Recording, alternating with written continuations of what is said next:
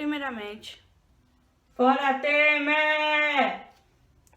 segundamente, oi, eu sou a Natália, tenho 23 anos, sou jornalista. Hoje eu vou trazer um tema que a gente vai poder usar muito na ceia de Natal com aquele bando de parente chato que adora falar besteira. A gente vai falar sobre feminismo para principiantes.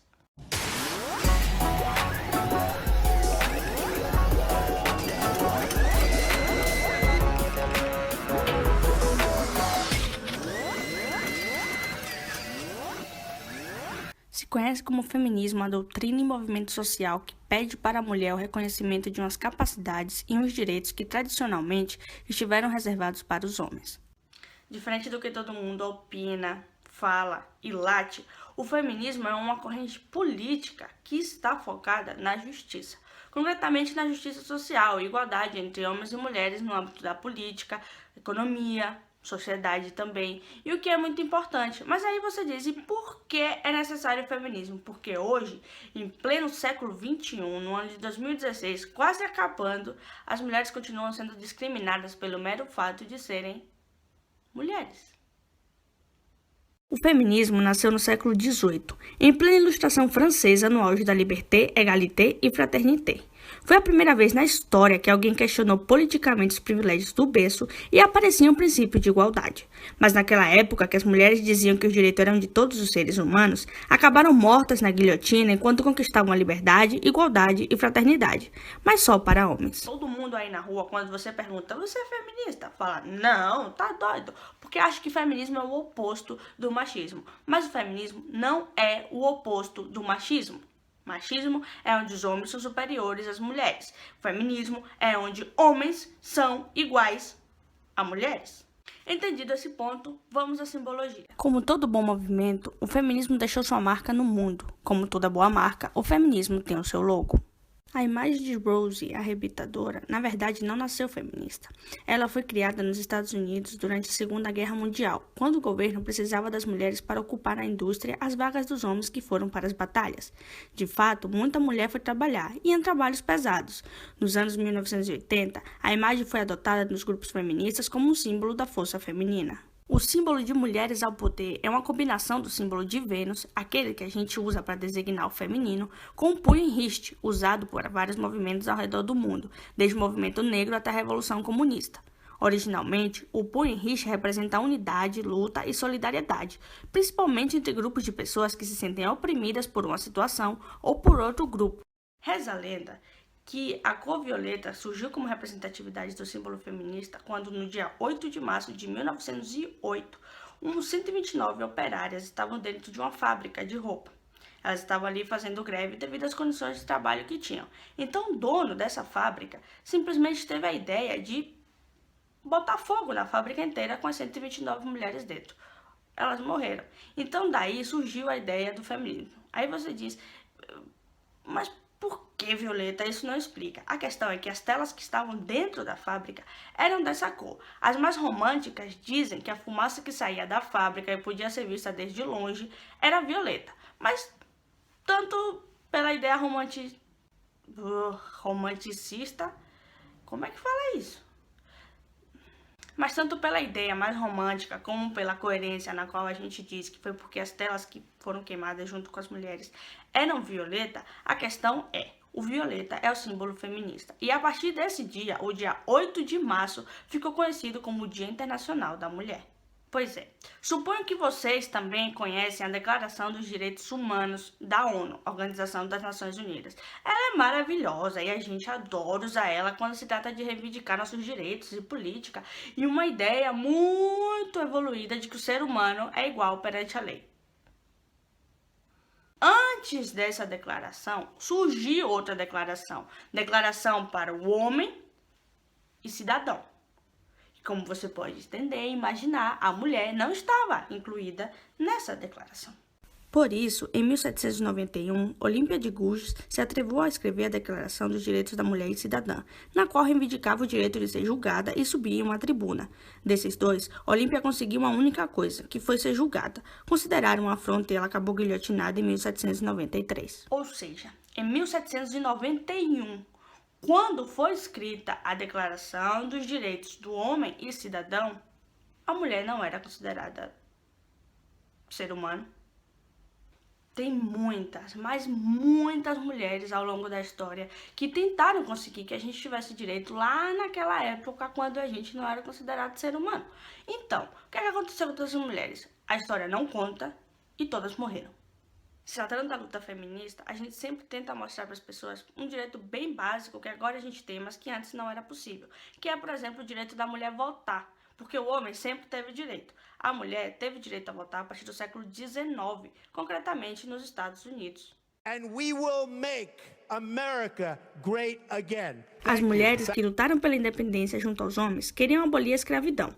Em 1848, elas conseguiram que reconhecessem a Declaração dos Sentimentos, modelo da Declaração de Independência dos Estados Unidos de Seneca Falls, abolindo a escravidão e outros aspectos, exceto o direito a votar.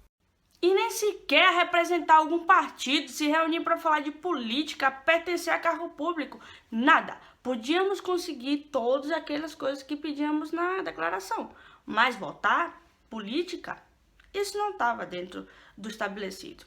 E foi aí que a gente caiu para a roda. Mas a luta durou muito tempo mesmo, passaram-se anos, e aí 21 anos depois de muita luta, né?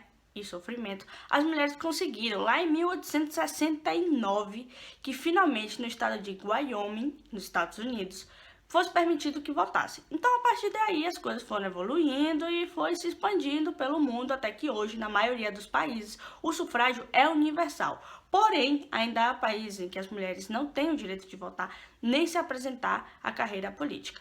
Assim, a modo de curiosidade, antes, por exemplo, não era permitido nem sequer que as mulheres usassem calça.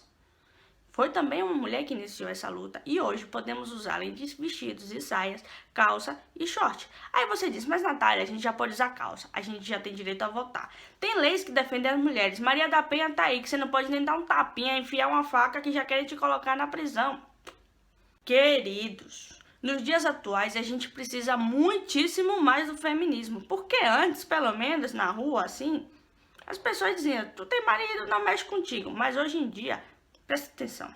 Nos dias atuais, o sexismo na moda, nas propagandas, na ideia de que mulher só serve para cozinhar e limpar a casa, de que somos loucas por causa da menstruação, de que tem que ser bela, recatada e do lar para se dizer mulher. Então, os feminicídios, violência de gênero, desigualdade salarial, preconceito, também criam a ideia de que a mulher é um objeto do homem. Estupros, maltrato físico e psicológico, mutilação genital, casamento infantil, prostituição infantil, tráfico de mulheres, escravidão sexual. Já falei de desigualdade salarial? Tem muita coisa a se falar. A desigualdade salarial é um dos principais fatores da luta feminista. Por exemplo, no esporte. Veja bem, o futebol, ele hoje em dia é universal. Porém, quando se trata de futebol, a gente já relaciona com o masculino. O vôlei, que é uma modalidade de um esporte olímpico e todas essas coisas, né, que existe.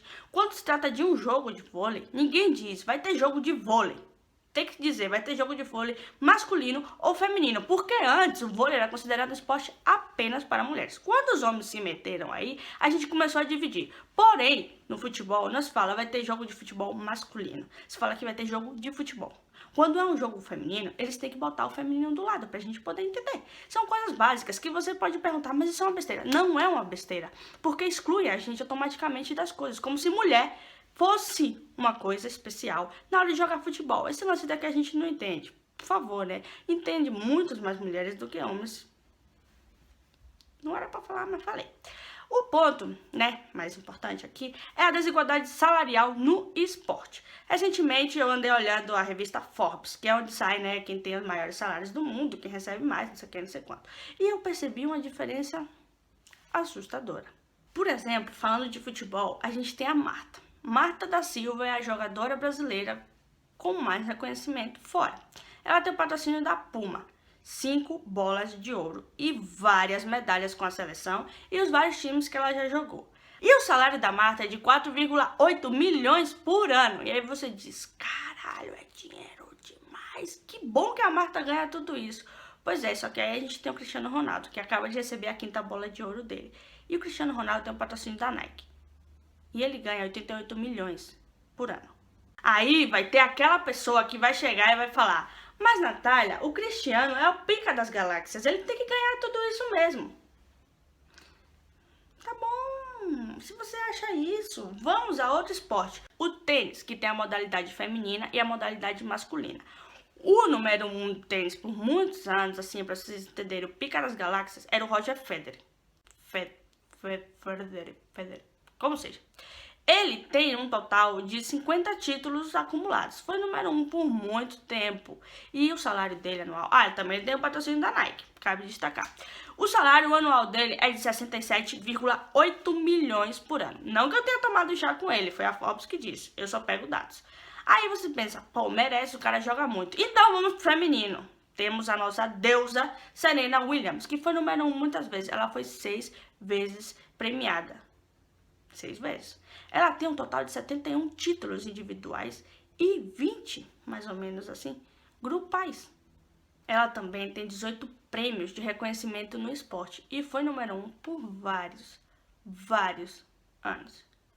O salário da Serena Williams é de 28 milhões por ano e ela também tem um patrocínio da Nike. E cabe destacar que desses 28 milhões, 20 milhões ela ganha por patrocínio, porque 8 milhões é apenas o salário dela. A diferença é monumental, sendo que ela tem mais títulos que ele. E eu posso falar do basquete, do futebol, do futsal, do atletismo, do vôlei, do arquiteto, da arquiteta, do advogado, da advogada, do médico, da médica, do diretor de uma empresa, da diretora de uma empresa, de um presidente, de uma presidenta. E ainda assim, a brecha salarial sempre vai ser grande. No cinema, na música, em todas essas coisas. Agora tá saindo muita notícia de atrizes que estão, saindo no jornal, porque elas querem cobrar a mesma coisa que os atores. E dizem que elas estão fazendo charme, drama, um monte de coisa, porque elas querem direitos iguais, elas querem receber o mesmo salário por fazer a mesma coisa, o que seria óbvio. Mas as coisas são assim. Então, o feminismo não se trata simplesmente de querer ser melhores que os homens. Isso é o machismo que quer ser melhor que a mulher. O homem acha que isso vem por natureza. Não sei quem que achou que o homem é padrão. Macho não é padrão de nada. Macho é macho, mulher é mulher. Então a gente tá cansada de que o homem tenha que meter o bedelho na gente, de sair na rua e ser assediada. Se você tá cansada também de tudo isso, e você sabe que quando você chegar lá no mercado de trabalho vai ser diferente, vai ter muitas travas, e que quando você tem que trabalhar com homem, o meio sempre é muito mais complicado, além do mais, dependendo da profissão que você escolher, então você precisa pensar comigo de que o feminismo é necessário. Não tem por que alguém chegar e acusar pra gente de que não precisamos da luta feminista, porque já temos tudo que precisamos, porque ainda falta muita coisa. Muita, mas muita mesmo. Então o feminismo se trata da luta igualitária por direitos econômicos, políticos e sociais. Não só das mulheres, Também tem, a gente acha que todo ser humano merece ter isso, mas principalmente a luta das mulheres, exclusiva das mulheres, para poder exercer o direito de ser mulher, ser considerada ser humano. Então, quando alguém vier te debater o que é feminismo e tal, você simplesmente diz pra ele que, além de toda a baboseira que ele lê na internet, se ele parar um segundo pra procurar informação sobre isso, vai entender que também quer ser feminista. Porque quem não quer que homem e mulher tenham direitos iguais? Que homem, não que tem filho, que tem esposa, que tem mãe, que tem irmã, não quer que elas sejam respeitadas, não quer que elas andem na rua seguras. Não quer que elas não tenham medo de usar um tipo de roupa e ser assediada na rua. Ou quando chega no trabalho e seu chefe tá insistentemente dando em cima de você, mesmo sabendo que você não tem nenhum interesse e não te deixa em paz. Precisamos do feminismo. Todo mundo precisa ser feminista. Então, se você concorda com isso, se você acha que o homem não deveria ser superior à mulher, então você é feminista. E é isso aí, galera. Espero ter ajudado com essa pequena explicação. Sei que o vídeo ficou muito grande, mas era necessário. Não dá, ainda falta muita coisa pra explicar, mas outro dia, quem sabe. Espero que vocês tenham gostado. E se você tiver alguma dúvida sobre algum tema que anda saindo por aí, você não entende, manda aqui na ESC, eu deixo um comentário, eu me mando um e-mail, qualquer coisa, e eu vou tentar te ajudar.